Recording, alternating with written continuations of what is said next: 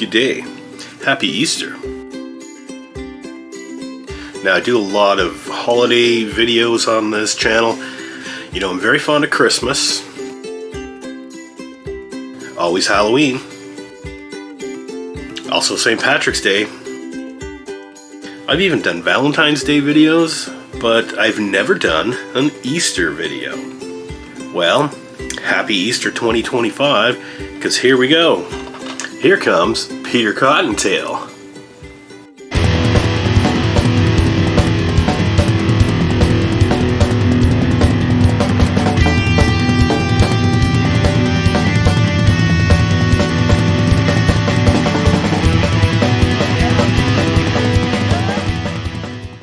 Here comes Peter Cottontail.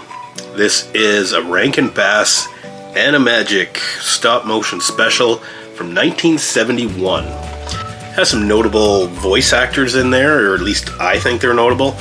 Notable to me would be, well, first of all, Danny Kaye. Anybody over 50 has probably heard of Danny Kaye. He was an entertainer in the early 20th century, early to mid 20th century. Comedic actor. You know, my mom would have known who he was. You also get Casey Kasem. If you're a child of the 70s or the 80s, you probably know who Casey Kasem is. First of all, he was the voice of Shaggy. Like, let's get out of here, Scoob! Like, let's get out of here! The original Shaggy, that is. And of course, he was like a radio host. He did a lot of, you know, the Casey Kasem countdown. He plays Peter Cottontail in this movie. Peter Cottontail being like the next in line for the job of Chief Easter Bunny. And you can definitely tell that's Casey Kasem. I mean, I swear to God, it sounds like Shaggy every time this rabbit is on screen. Zoinks! Like wrong turn! As the villain in this movie, as January Q Irontail, you get Vincent Price. I know you know who Vincent Price is. I mean, he's notable for being in a lot of horror movies. He was also on the hilarious House of Frightenstein. And that's the second time that came up on this channel. Anyway, it's, like I said, it's a stop-motion special. It's, instead of Christmas, instead of Santa Claus, it's Easter. But of course, Santa Claus actually shows up in here. And I'm pretty sure there's a leprechaun in there, too.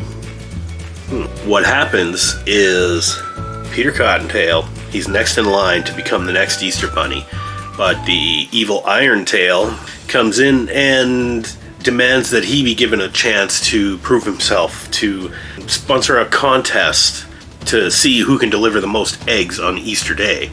And through a lot of cheating and making Peter Cottontail sleep in, he wins the contest.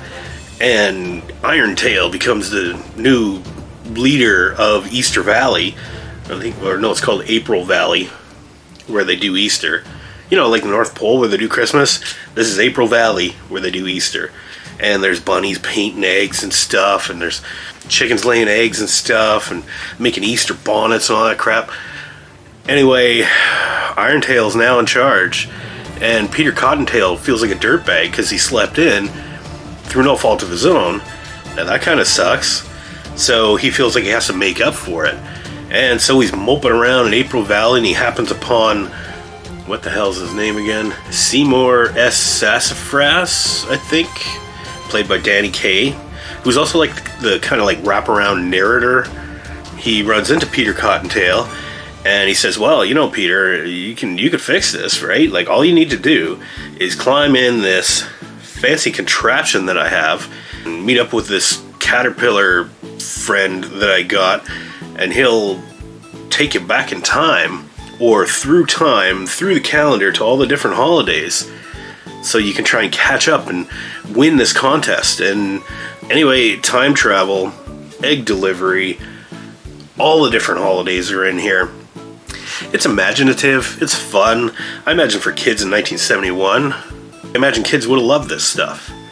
Like, you know, it's a colorful, sing-songy kind of little puppets jumping around, and pretty much as cool as Rudolph the Red-Nosed Reindeer.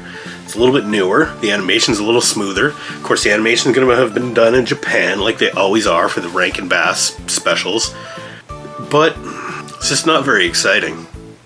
Hate to say it. I mean, you know how, like in Rudolph the Red-Nosed Reindeer, there was like that scary part with the Bumble where he shows up and he's like, "Roar," and he like scares the hell out of everybody because he's all creepy, and then they cut to commercial. It's like, my heart was pounding when I saw that.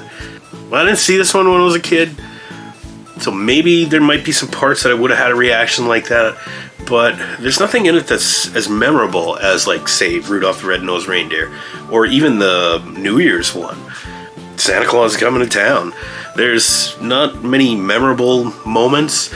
I mean, I guess the caterpillar, the French, like, caterpillar guy with the little pilot's hat on and goggles and stuff, he was kind of funny, I guess. Iron Tail was kind of cool as a villain. He was like just like a cartoon villain, of course, but I mean, he's a bunny that seeks revenge because a child roller skated over his tail when he was young, and he was forced to replace it with an iron tail, and now he has to exact vengeance on the world and ruin Easter for everybody. He's like the Easter Grinch. What an asshole.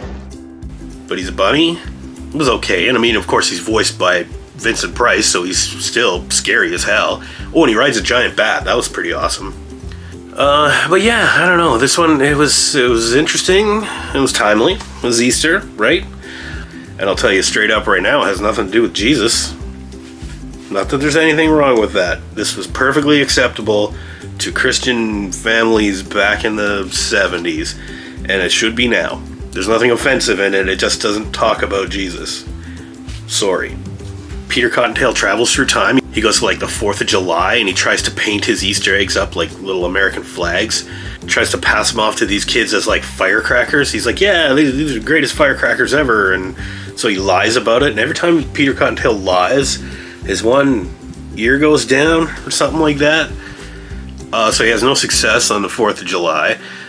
Then he goes to like Mother's Day, tries to give out eggs on Mother's Day, and the kids are like, we don't want eggs on Mother's Day, we want, tulips or something, or stuff for Mom, and he doesn't have that, so he has to keep going. So he goes through the calendar year, and he goes and like ends up at Halloween, and he like makes a deal with a witch or something like that. He paints his eggs like orange and black, and tries to give them away to this witch, but then Iron Tail ruins that somehow, and so he has to keep going. Then he goes to Christmas, and like he's trying to give out Christmas eggs for some reason. He dresses up like Santa Claus and meets the real Santa Claus, who comes back later in the story. He goes through the whole calendar year and like New Year's Eve, and then he gets to like Valentine's Day, and he tries to, he actually falls in love with another bunny, and there's a little romantic scene of them skating on the frozen pond and bunny love. And then St. Patrick's Day, he finally has some success, paints his eggs green, puts on a little leprechaun suit, and he goes out into town, and he gives out green eggs, and everybody takes them, and they're all like, hey, happy St. Patrick's Day, green eggs, great. And so he eventually wins the contest. Peter Cottontail does become the chief Easter Bunny, and Iron Tail is punished, and he's made to be the janitor of April Valley, and he has to clean up all the mess. And so as a story, I mean, you're not going to learn much from this. Like, what are you going to learn about Easter? Other than to, give you some false lore that there's this, like, valley full of bunnies and chickens that are actually painting eggs and getting it all ready and delivering it to you on Easter morning and all of that stuff, and they're responsible for all the chocolate that you get, and it was bullshit. We know it's bullshit, and we've been feeding our kids this stuff for 50 years, man. Anyway, here comes Peter Cottontail. Animation was great. The storyline was fun and interesting for kids. Lots of colorful, weird crap happening, and the time travel thing was kind of neat. It ends up pretty much exactly what you would think. It wasn't boring, but it was sappy and kiddie-ish, and as it should be. I'm gonna have to go ahead and give Here Comes Peter Cottontail B-. B- because it was interesting enough to watch, because I'd never seen this, and it's my goal now to watch all the Rankin Bass stop motion specials, and I'm almost there. I think I got 2 or 3 more to go. Here Comes Peter Cottontail is better than a C+. This wasn't a waste of time. It was interesting. It was my first Easter movie. trying to be kind here. B-. Happy Easter, and may the force be with you, and carry on. Have a good one out there, everybody.